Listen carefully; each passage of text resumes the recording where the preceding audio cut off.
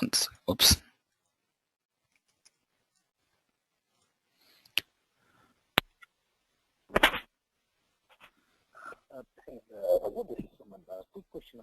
Hey, I don't know like who is talking like, but I'm not able to hear you guys. Sorry, can you hear me, Raghu? Yes, now it is fine. Suman, yeah. Okay, sorry. Yes. No, the company what we are referring, is that the employee company, I mean, or the contractors company, or is it a kind of company code within the... It's a company code within the employee center. Okay. Yeah. Okay. Yeah, sorry. Yeah, thanks. Cool. So let me show you guys. You can see this is the best example, guys. You are capturing the employee's national ID, which is nothing but, let's say, if you are talking about United States, your SSN is going to be the unique ID to represent a person, right? You can see here. Whenever the moment you selected the country, you see the screen is automatically changing and you are able to see the social security number. And you can see the moment you select the social security number, the format has been changed. And let's say if I am going to select India, you see the screen is dynamically changing and you can see the PAN number is being populated and the format is also changed. So how this is changing? Depending on your country, things are being changed here, right? So this behavior you are going to configure in your country specific data models, guys. Yes, you are trying to capture the national ID. National ID is related to the employee, right? So ideally all the employee related information should go by your succession data model. And as we are talking about country specific things of the employee data, it should come with your country specific succession data model, guys. I'll show you by configuring a couple of those things, but theoretically that's how your data models has been derived, guys. That's the reason they segregated into the corporate succession and country specific corporate and country specific succession data models, guys.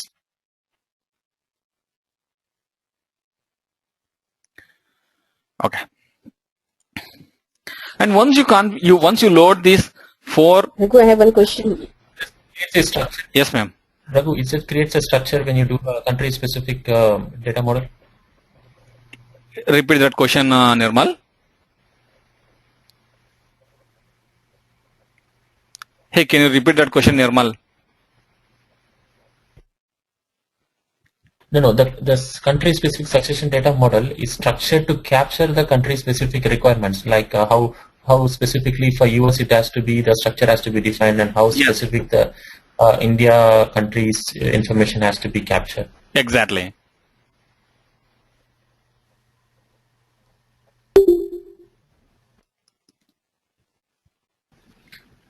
No, my question is, does it create a structure in employee center? See, we are going to create the structure. It doesn't create the structure. You already created the structure, and that is the reason the screen is being displayed like this. As a success factor consultant, you created the structure. You created the country specific corporate data model, country specific section data model, and you are going to define this behavior. And what I am doing is like I am going to just entering the data. Behind the scenes, you are the success factor consultant. You will be doing the configuration. You will be defining the new fields or the required behavior in your data models, Nirmal.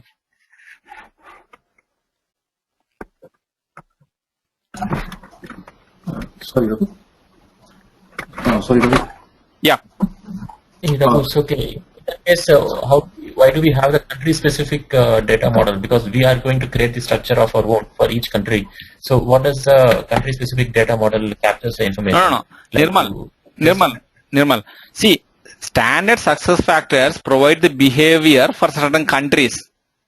And let's say you want to have one more field here,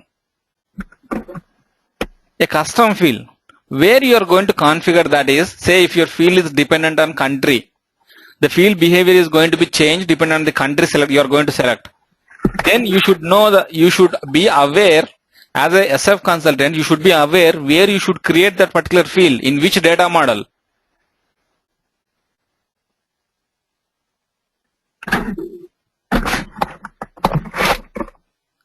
Okay. Raghu, in terms of Raghu, what happens if the person is traveling, let's say, from India to the States? Yep. No. That comes into your global assignment or your concurrent employment. I'll talk about those things at a later point of time motion. But Okay. that can be addressed with your global employment motion, just to answer your question. Thank you. Yeah. Raghu, in terms of Employee Central, what steps do we take in provisioning system? I just missed out, No. You haven't missed anything. We didn't discuss that particular part yet, Speta. We will be doing that going forward. But I am telling you, or I am just talking about the 14-step implementation sequence with respect to your Employee Central module, and to better understand. A question. Hey, one second, guys. As a out of the box, like let's say standard SAP supports more than 100 countries or something like that. So these models, like how will they that?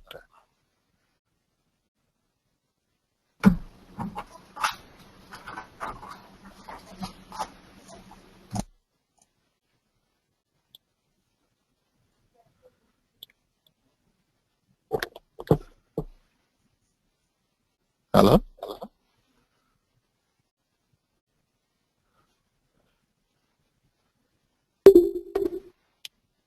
Hello, Raghu. Hey, are you able to hear me, guys?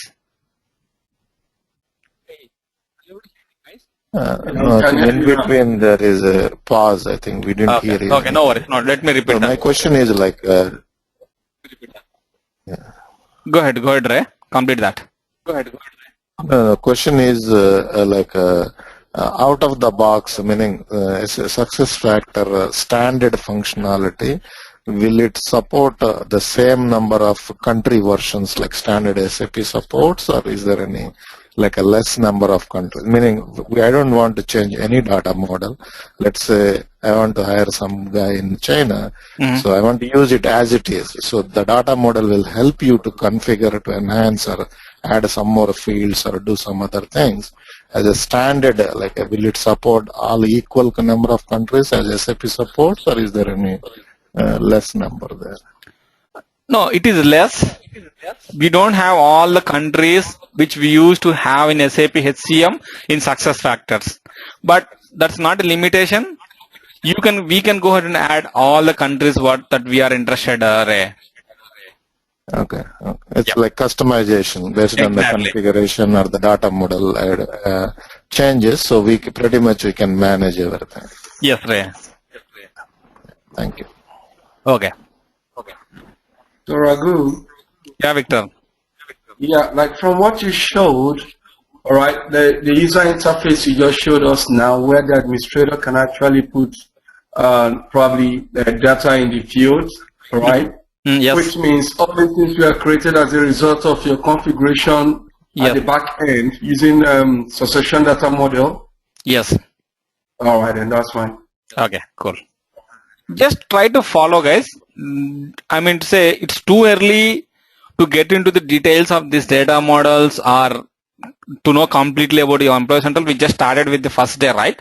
Try to follow and see like as much as you can grasp. And if you have any questions, just hold on to them till the end of the session. And you can go ahead with your questions at the end of the session. I'll be here to answer all your questions. And I'll tell you like if something is relevant to be discussed in this session, I'll discuss those things. Or if I am going to cover any of your questions at a later point of time, I'll tell you, yes, this is going to cover at a later point of time. The same fashion motion asks, right? That comes at a later point of time, probably like your 6th or 7th session of your Employee Central module. That is where we'll see your global assignment and concurrent employment thing, guys. Okay? So once you configure these things, your corporate data model, your succession data model, and country-specific corporate data model, country-specific succession data model, then you have to configure something called as your foundation objects, guys. As I told you, yes, the objects, any objects, guys. I'll tell you about the different types of objects in your Employee Central module, but these objects are nothing but they are the part of your data models. Which objects can be derived from which data model? I'll talk about those things in detail at a later point of time. But the 7th step with respect to your EC implementation sequence is the defining your foundation objects. And your foundation objects, let's say if you want to define a company code, So when you are defining a company code, what data that you are interested in capturing from the user? So that details, the fields, their properties is going to be defined in the objects. Yes, the foundation objects are nothing but defining your company code, defining your business unit, your location. Those things you are going to capture in the foundation objects. Yes, I got my requirements from a customer and he is asking me to configure the screen in this fashion while they are trying to capture a company or the legal entity. In success factors, your company is nothing but a legal entity, guys. Yes, so let me show you how I'm just going to demonstrate I'm slowly introducing you to the employee central system, guys. Don't mind if I am jumping here and there.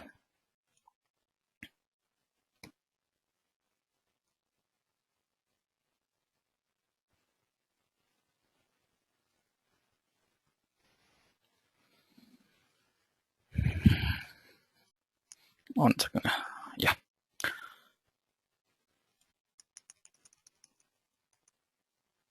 And manage org, job and pay is the thing where you can find all. You can see your legal entity, your company. See, when you are trying to create you can see I selected the create new and I selected the legal entity, right? So I'm creating a legal entity, nothing but a company in my employee central module. But the moment I selected create legal entity, you see these fields has been displayed here. And just for your information, the legal entity is part of your foundation objects, guys. So you have to define, yes, when any customer is going to create a legal entity, what are the fields that I want to show on the screen? Or what are the fields which are mandatory to create a company in the employee central module? So those kind of details you are going to capture or you are going to configure in the foundation objects configuration, guys. This is what you are going to configure, create or configure foundation objects. So once you are done with the foundation objects, you have to define something called as propagation rules, guys. So your propagation rules are nothing but, say you have two different objects. Say you have job information of the employee, or let's say there is a location. And when you are trying to provide job information or when you are trying to hire an employee in that particular location, the number of hours for that particular location should be auto-populated on the employee record. So it avoids data entry operation in your employee central model, guys. Based on certain relationships between the different objects of your employee central module, you can populate certain objects data. And these auto population of the data based on the relationships of different entities in your employee central module is going to be achieved using something called as a propagation rules, guys. And these propagation rules you are going to maintain in the propagation XML data model, guys, or propagation data model.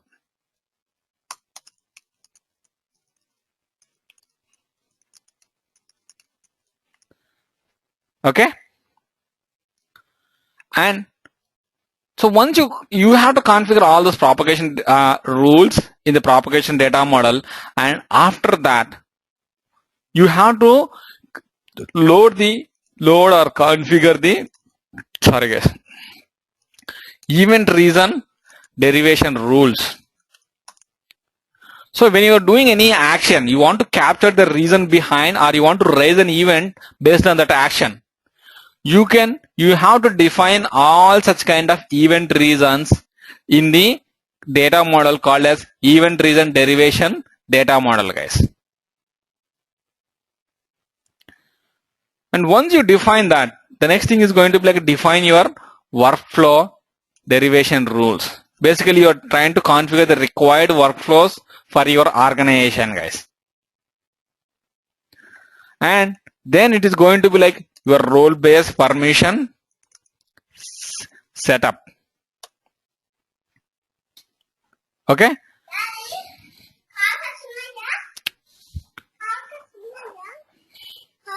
Go ahead. Okay. Sorry, guys.